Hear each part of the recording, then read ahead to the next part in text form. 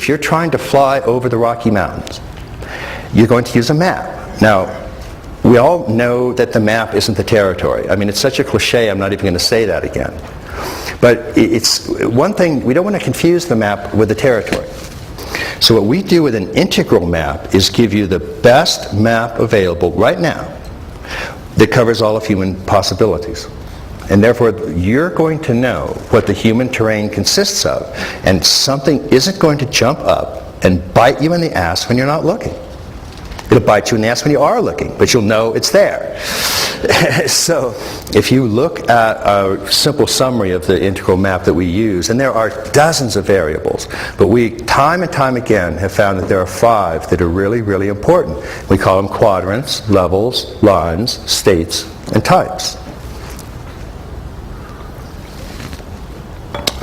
Those are not abstractions. Those are something that you are aware of right now in your own awareness. Every single one of the things I mentioned is something that I can point out to you right now in your own awareness. The quadrants are I, we, and it, or first person, second person, third person pronouns. You're aware of that right now in your own awareness.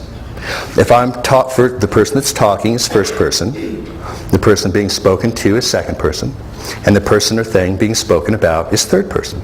So right now I happen to be first person, singular, and you all are second person plural. And I like, the Southerners use you all because there's no good plural for second person. Have you noticed that? So use, plural, is kind of what it should be. Northerners say you guys, and Southerners say y'all.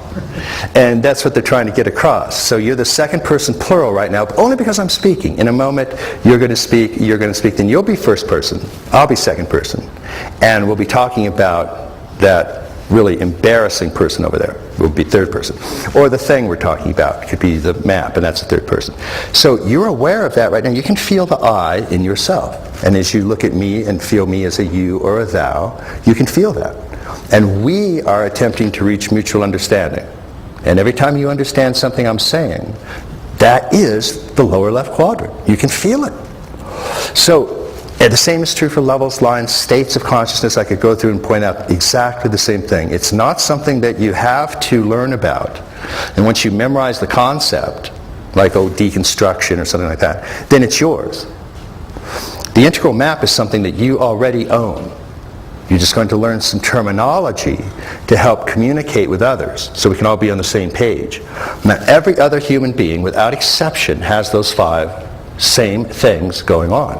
And if you know how to spot those, if you know they're there, then when it comes to leadership or just effective communication or skillful means or just how to relate to somebody in a way that they can hear or understand you, you're going to do much, much better if the map that you're using is integral. In work, in play, in relationships, and so on.